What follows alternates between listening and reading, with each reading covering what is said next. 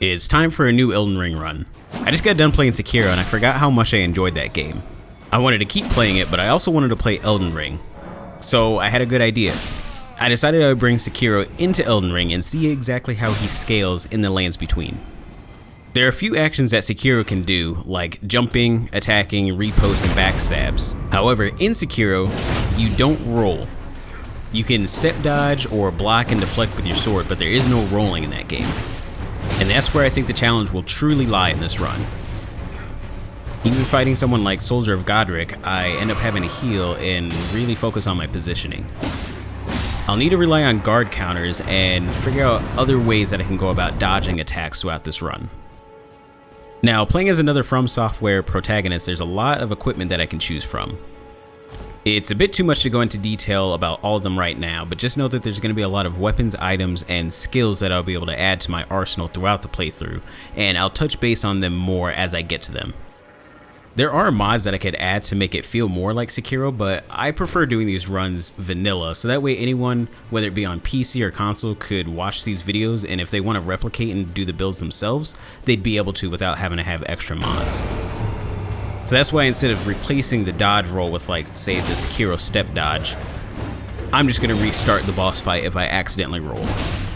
Even the first cave boss here is a little troublesome, because if I get stuck in one of his attacks, I'm not going to be able to block all of his combo, and he's going to end up hitting me with most of it, pretty much taking out my health. The regular enemies are going to pose a threat to me as well if I don't take care of them fast enough. Without the ability to roll, it'll be pretty easy for them to end me. That's why guard counters are probably going to be my best friend throughout this playthrough.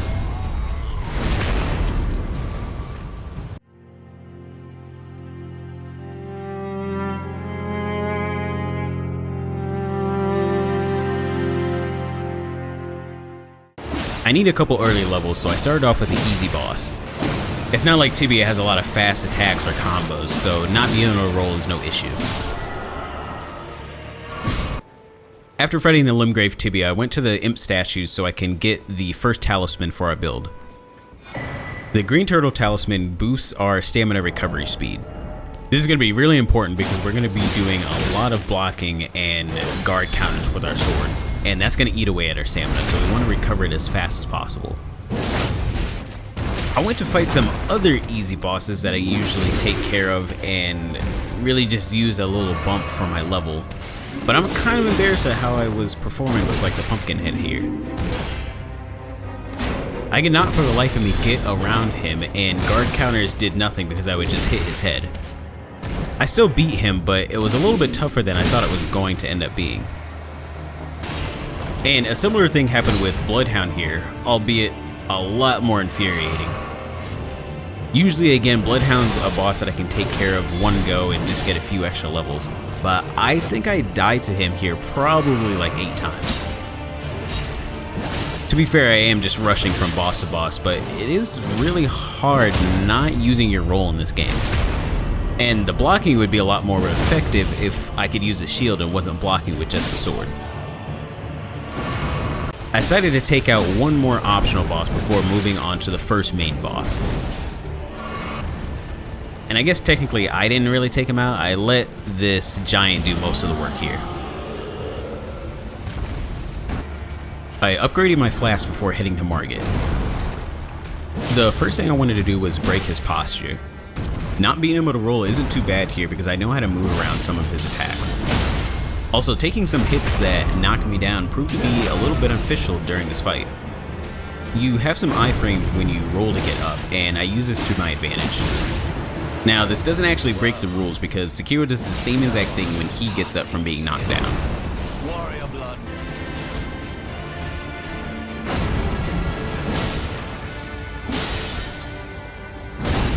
It's nice when I actually have time to run away from his attacks, but sometimes he just gets me caught in his combo and I have no other choice but to block the whole thing.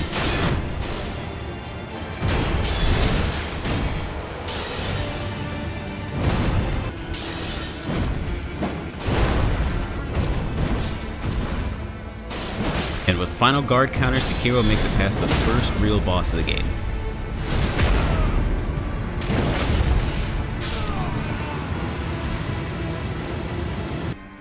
Instead of running straight to Godric, I thought I'd take on some of the enemies in between. I already don't like fighting this enemy, but I wanted to see how I could do it without rolling, and it wasn't bad.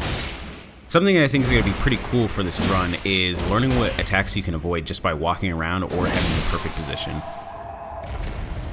After slashing my way through the rest of the castle and going back to upgrade my katana, I'm ready to fight Godric. And before we really dive into the fight, there's something about my equipment that I forgot to mention. I bought a hand axe from one of the merchants in Limgrave. I basically found the axe prosthetic for Sekiro here. The nice thing about this axe is it comes with quick step as the Ash of War on it. So now I have a nice way to avoid attacks without rolling, and it fits the build perfectly because Sekiro literally quick steps in his game. Fighting Godric this way made me realize how many moves go over your head if you're just right up next to him.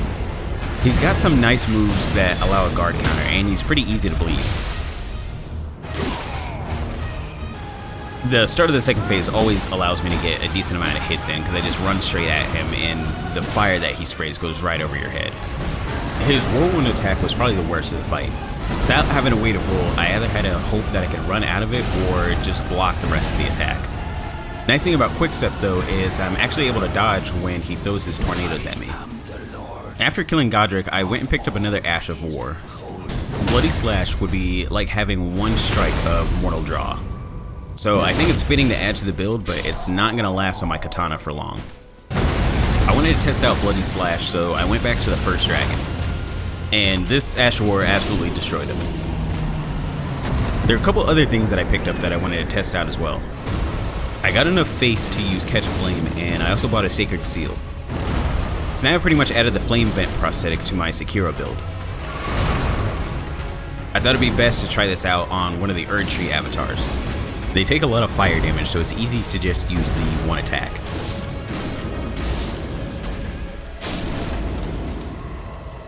After that, I went back to Stormdale Castle because I forgot a talisman that I really want to add to the build.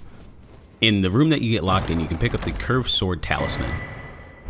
This talisman is going to be super useful because it increases the damage of our guard counters.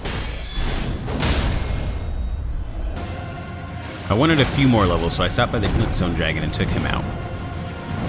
Most of the dragon attacks I could just run away from, but some like the Stomping one I just have to sit there and block through it. Just like the first dragon, I try to focus on using Bloody Slash on his head.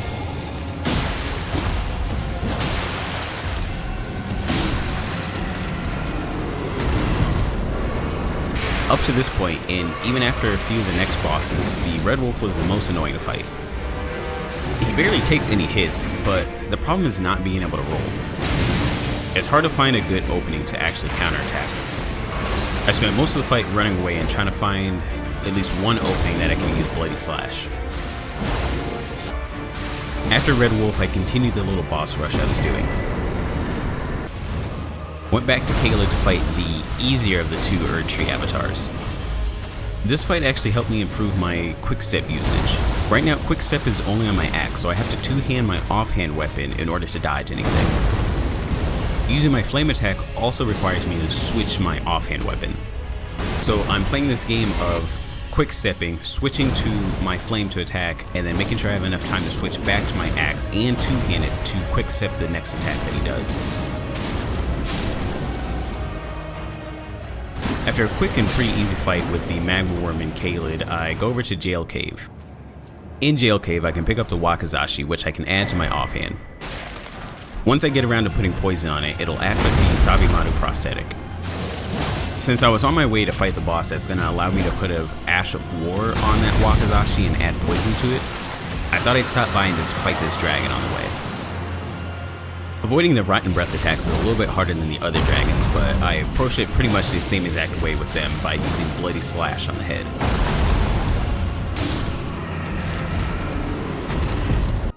I went to the Academy entrance to obtain a new Ash of War. This Ash of War is probably going to be the one that I use the most throughout this playthrough. After killing the Invader, I get Raptor of the Mist. This Ash of War is going to act like the Mist Raven from Sekiro.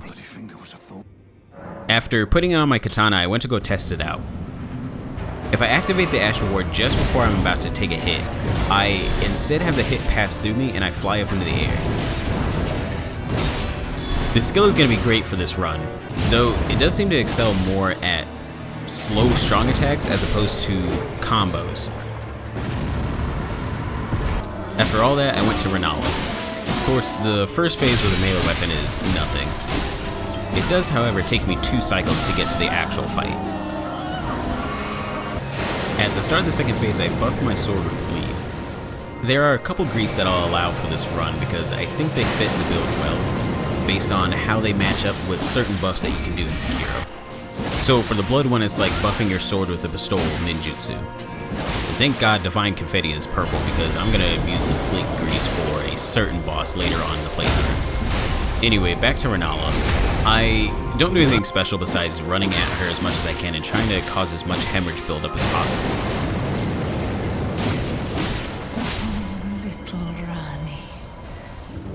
After Renala, I went back to Gauntlet to get an Ash of War for my Wakizashi. This is where I was intending to go at first when I was fighting the Decaying Dragon, but somehow I must have got distracted after the fight and went on a whole tangent to fight Renala and some other stuff.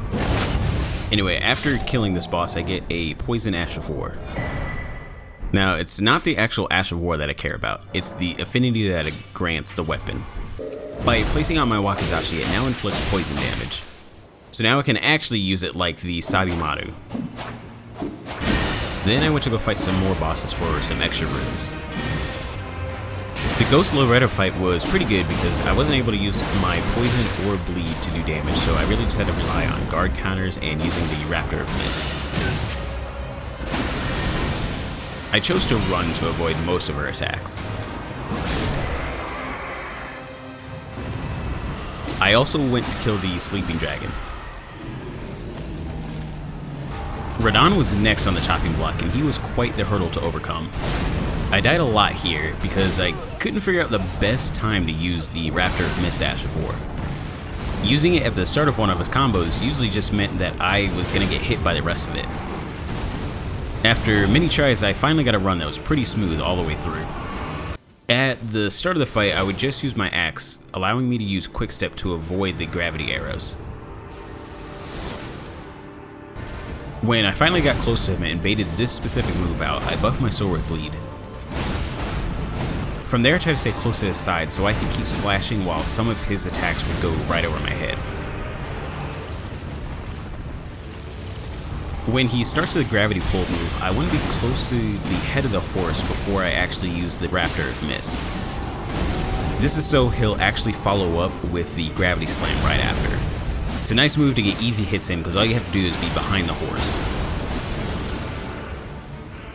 When he's pulling the boulders out during the second phase, I get a nice amount of hits in.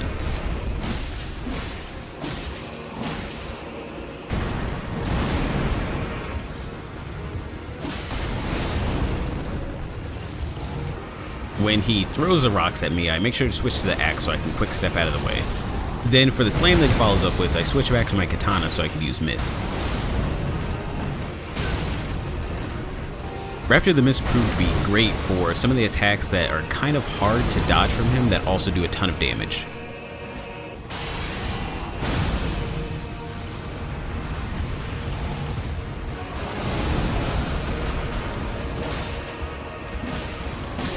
Radon was the hardest boss to take down at this point.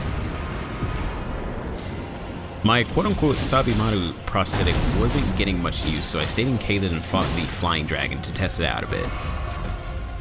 The double swords is nice because the offhand is applying poison, but both swords are still applying bleed damage.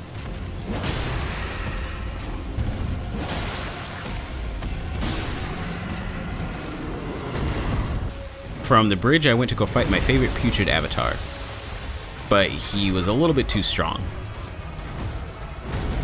So instead I decided just to push onto Altus Plateau and take out the duo Tree Sentinel boss.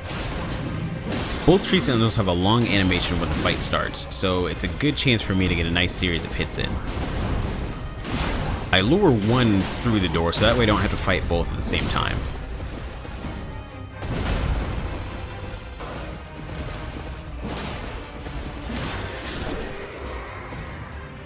With one dead I can go back and fight the other one. I'm glad how easy it was to apply poison to this boss. After practicing on the last 2 tree sentinels, I can take out the beefy one. Draconic Tree Sentinel has the same long starting animation, so this was the opportunity I needed to do as much poison damage as I could.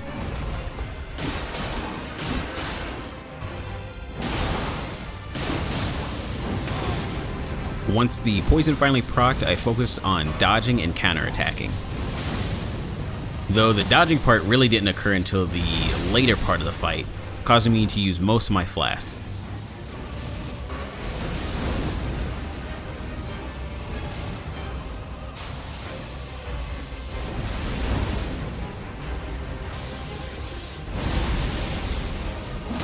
There's a long time in between his attacks, allowing me to use miss in succession.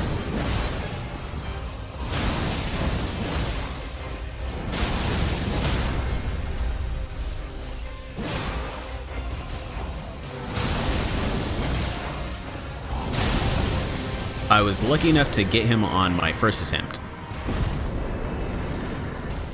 Once I was finally in the capital, I push bashed pretty much everything and went straight to Golden Godfrey. I still don't think I really figured this fight out. Most of the fight was us trading blows back and forth. Most of the time I honestly felt like I was doing chip damage and then running away to heal to come right back at him. Because I can't proc poison or hemorrhage, whenever I would stun him I made sure to add in a few more hits before going for the critical. I needed as much damage as I could get.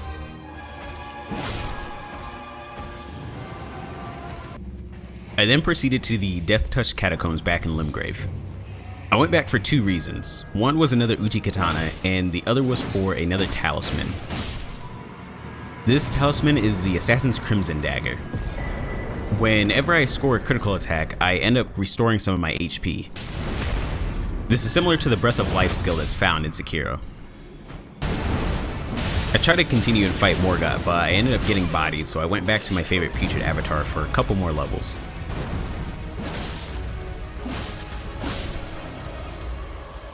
For Morgott, I wanted to show the entirety of the fight, showing just what it looks like to not be able to roll during this. Also, just wanted to restate that the little rolling animation I do when I get knocked down is fine, because Sekiro does the same thing.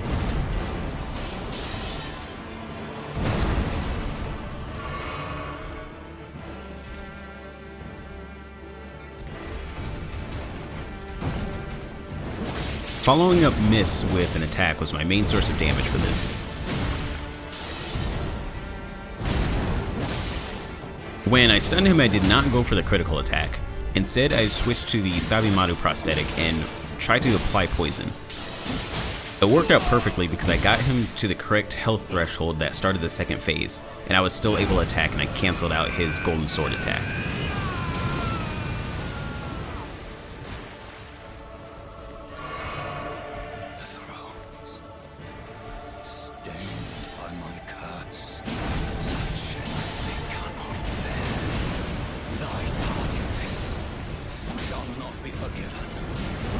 For some reason, my dumbass thought I could miss through this.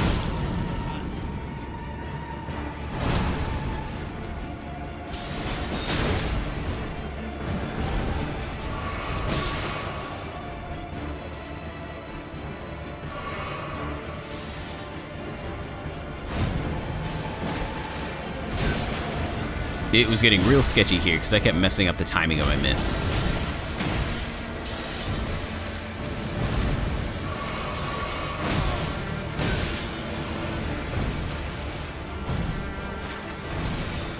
Keeping my distance and waiting for the right time to start the attacking again is something I haven't really shown in some of the other fights.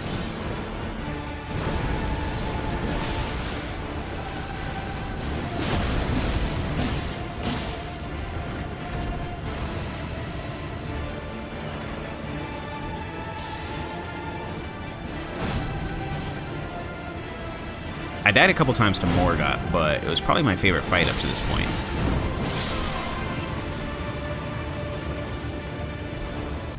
I didn't realize until way late in the playthrough that I picked up another Ash of War called Flaming Strike. This Ash of War is like Living Force from Sekiro, and I wish I had known about it sooner and used it for some of the other bosses earlier in the playthrough. Anyways, after finding out about that, I went to go get Rivers of Blood. I still don't like fighting Rivers of Blood, so this fight was a little annoying. This weapon's gonna fit the playthrough in 2 different ways. I'm going to use it as if it was like the Mortal Blade from Sekiro, but it would also work as the Bestowal ninjutsu, because that ninjutsu in Sekiro just pretty much extends your range of your sword attack using blood. I still wanted to try out this Flaming Strike Astral War, so I went to one of the last Erdtree avatars that was still alive and tried it out on him. The second Uchi Katana that I had this skill on wasn't completely upgraded, but it still did well all things considered. And here in the run is where Radahn gets replaced. Maybe not necessarily for the hardest boss fight, but easily the most annoying in the run so far. I ended up choking the last hit on Fire Giant twice.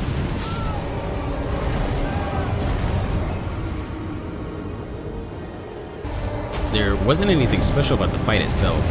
No crazy tactic that I was able to think of just because of this build. It was the same trying to hit him in his leg during the first phase and then trying to hit him in his hands or the legs in the second phase. Nothing really changed because of the equipment that I had besides me being able to build up hemorrhage. I did try to proc poison on him the whole fight, but it never ended up happening. Anyways, nothing really special to say about this long 4 out of 10 fight.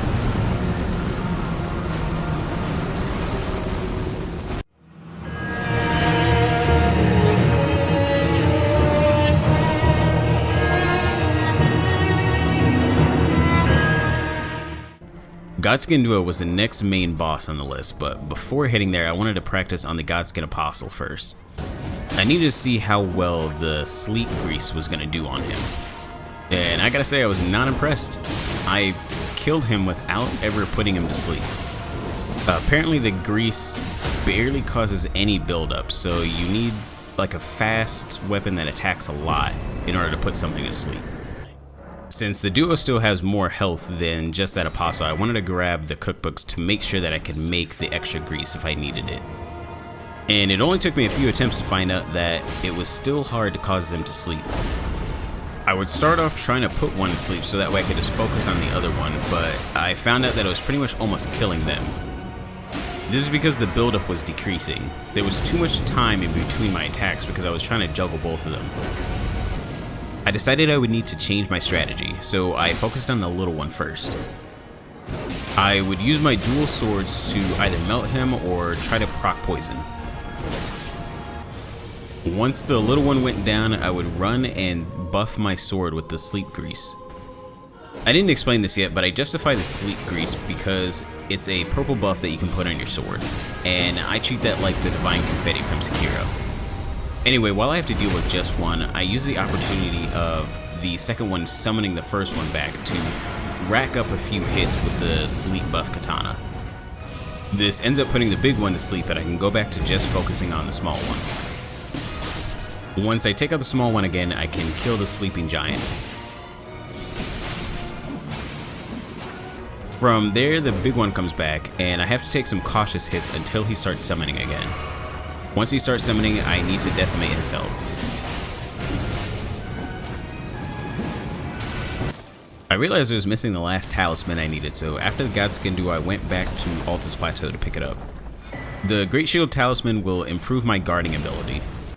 Now, I decided I wanted to use the Blasphemous Claw to fight Malekith. What I didn't realize was in order to get the NPC to spawn, I would have to take out Rykard. Now, Rykard's a pretty ass fight for most of these builds, and I really did not want to do it with the normal stuff that I had. So instead, I used what might be seen as some mental gymnastics to justify the use of the spear. Firstly, there is a spear prosthetic in Sekiro, so that's checked. The other justification I used was the style of the attack. I feel like the wind building up around the weapon and unleashing a ranged slash attack was close enough to some of the other skills in Sekiro, mainly Dragon Flash. So I rolled with that and took out Rykard with just the heavy attack from the spear. I also switched to my axe in order to dodge a lot of the attacks.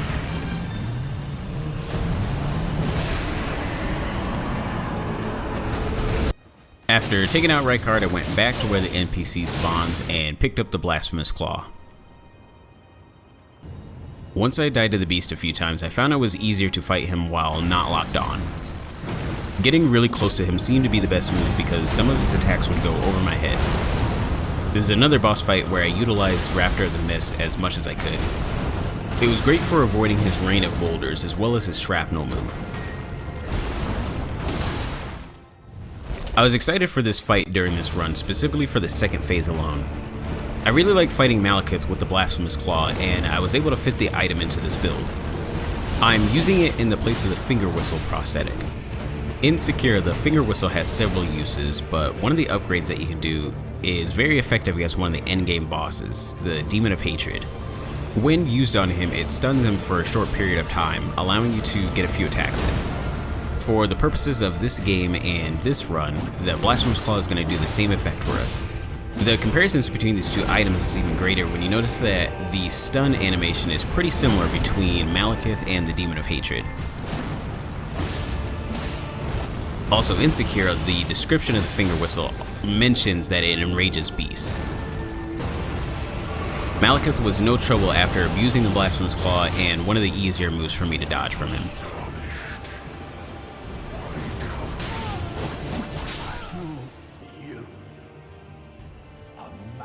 I'm glad to say that Godfrey was stupid easy. The fight was pretty much just me spamming miss.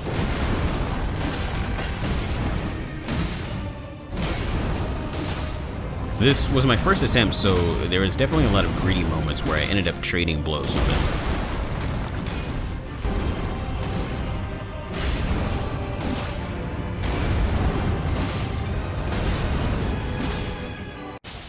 I really thought I was going to have to change tactics during the second phase, but I kept doing the same stuff I was doing beforehand.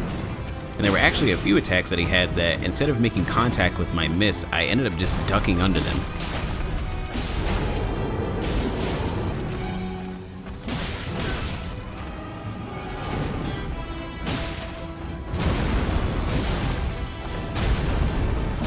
He was just one hit away, and for some reason I froze and took the grab. Tarnished. Thy strength befits a crown. Lucky enough for me, it counted, so that's a win. I want to beat the final boss with a special weapon, and that requires me to fight Malenia first. So after Godfrey, I go over to Commander Nile. His summons aren't that bad, just a little bit annoying. After taking them out though, the fight is relatively simple.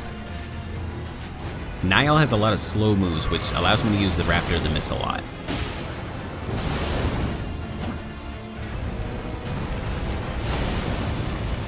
He was really easy to poison during his recovery from his very large AoE attack. All around, it was a pretty easy fight.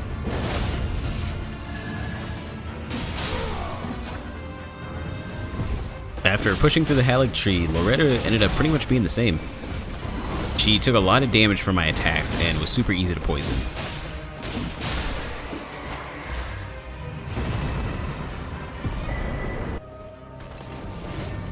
Out of all the challenge runs I've done so far, this Malenia fight was the worst. It took me a total of 3 days to finally beat her. It's crazy to think that the Pots only run and the Thorn Sorceries only run was an easier time compared to this. Not being able to roll was the biggest detriment to this fight. I tried to start off with my usual tactic of Raptor of the Mist, but I quickly found out that was not going to work. Her attacks are too fast and don't allow me any time to recover between uses. Another huge problem is that she still heals off the hit. Even though I'm not taking damage when it activates, she's getting health off of the hit. Next, I try to just use Rivers of Blood. This run is actually the first time that I've ever used this weapon, so I didn't realize that it wasn't very strong against Malenia anymore. It takes a lot more hits to proc hemorrhaging, and a lot of the times she would not stagger from my hits, which then means that I end up getting hit by one of her attacks, and since I don't have the ability to roll, I get hit with the whole combo. which means if I were to just rely on Rivers of Blood, I was gonna die. Next, I tried buffing my sword with fire, and that didn't end up working or make much of a difference. I also tried guard counters, and that didn't work either because I'm getting melted by her attacks. One thing that I hadn't realized is I was only using one tier in my physics flask. I added the heal over time tier to it so my flask could act like the rice or pellet from Sekiro. After a lot of unrecorded practice, I decided I was going to need to add parrying to the fight. Since it takes 3 parries to do 1 critical, I wanted to make the most out of the damage I was doing. So I went through Volcano Manor and picked up the Dagger Talisman. This talisman increases the damage that my critical hits do, and for Malenia it was about 200 damage that it increased by. Something that showed up a lot doing the fight this way was an issue with her health bar. It was super annoying doing some sort of like critical attack and taking all of her health down, but still needing to hit her 2 times afterwards to start the next phase. Now I'll get into the method that I used to finally beat her. First we have this move, which was always an easy running stab attack for me. Then when she wasn't doing that move, I spent the whole time just trying to bait some attacks from her. Specifically when she shortens her blade. I learned how to parry a few of her other moves, but this one was definitely the most consistent. It was also one of the safer ones because I was able to keep a distance and be ready to parry. After the very first critical attack of the fight, I choose to use Rivers of Blood for the wake up. It was a quick and easy way to get the first hemorrhage off of the fight. I also always needed to make sure that I was ready to run away just in case she started off with Waterfowl Dance after getting up. Even though I'm not able to dodge, I'm still able to run away from the Waterfowl Dance and maneuver around it. For the rest of the wake ups, I decided to use a charged heavy attack. It allowed me to get in some extra damage, always staggered her right away, and it gave me just a little bit more room to start running away. The fight from start to end ended up lasting a little over 20 minutes, and it was mainly because I had to spend most of the time running around baiting that attack that I could parry.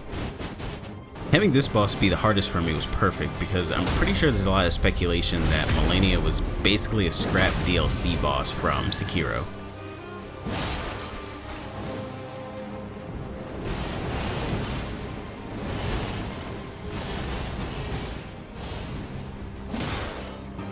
At the start of the second phase, I wanted to see if I could proc Hemorrhage again, and luckily I was able to.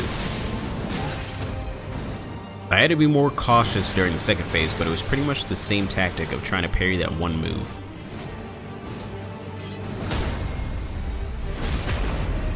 After she uses Scarlet Aeonia, I use Rivers of Blood, but I only attack with it twice. I don't want to be caught in the animation, so I decided to just play it safe with the 2 attacks.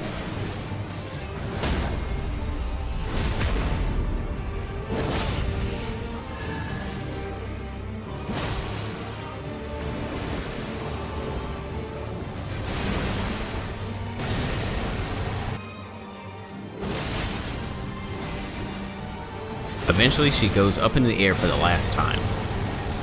The end of this boss fight felt weird because again I spent 3 days trying to beat Malenia.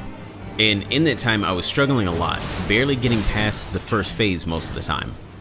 Yet somehow in the run that I actually completed, I ended up not using a single Crimson Tear Flask. The only heals that I used to get me through that was my Physics Flask and the healing that I received on my critical hits. I recorded this after I changed my build again, but here's a quick look at the equipment I used for that fight. I had Quick Sip on my Blood Katana and my axe. I used Rivers of Blood, and then I had Parry on my Poison Wakizashi.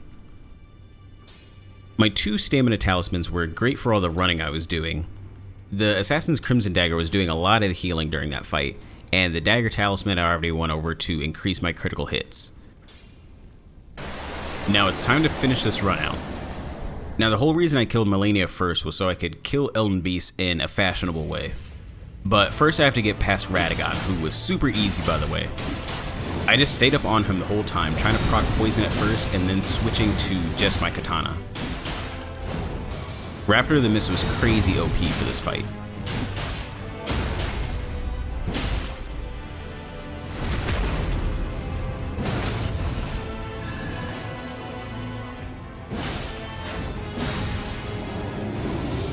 I didn't even need to use miss for all his attacks. Some of them just outright missed.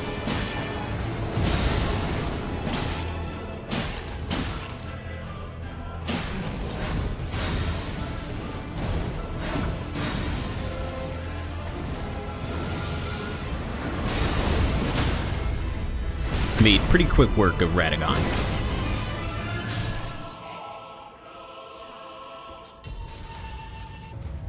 Now, the skill on Melania's sword is very reminiscent of the Spiral Cloud passage from Sekiro.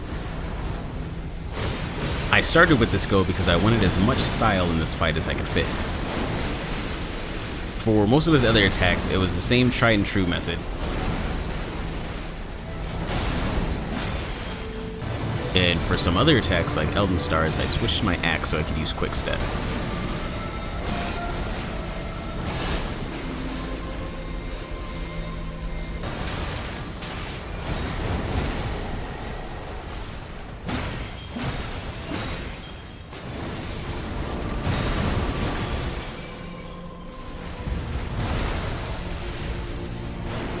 When Elden Beast got low enough, I switched back to Melania's sword.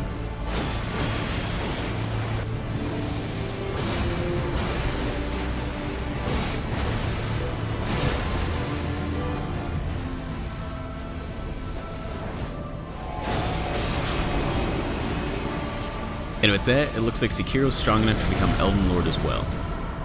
I want to thank everyone for watching, and I'm really happy with the reception that this run was receiving on TikTok.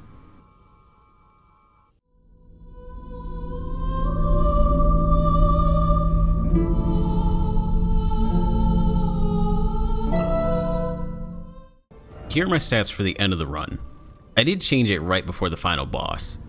I wasn't going to be using fire or bleed, so I took those points out of arcane and faith. I love this run. It had some easy parts and its fair share of tough parts, but I really enjoy the builds that allow me to stay creative in my limitations and also allow me to utilize some more niche items and weapons to their fullest. If I were to rank my builds based on enjoyment, I would probably put this close to the Lord of Pots build.